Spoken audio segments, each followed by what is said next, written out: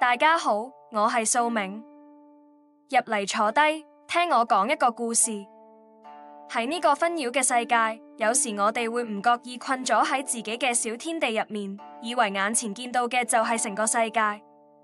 今日我想同大家講一個關於自大同眼界嘅故事，成語叫做夜郎自大。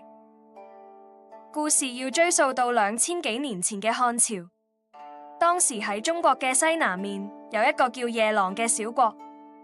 呢度山高路遠，交通好唔方便，同外界幾乎斷絕咗聯繫。夜郎國嘅國王每日巡視佢嘅領土，見到百姓安居樂業，佢就覺得自己統治緊一個非常之了不起嘅大帝國。有一日，漢武帝派使者嚟到夜郎國，國王見到使者，第一句竟然係問：漢朝同我嘅國家相比，邊個比較大啊？漢朝使者聽完之後，真係啼笑皆非。國王根本唔知漢朝嘅國土橫跨萬里，而夜郎只不過係漢朝一個縣咁大。因為佢從未行出過大山，所以先會產生呢種荒唐嘅錯覺。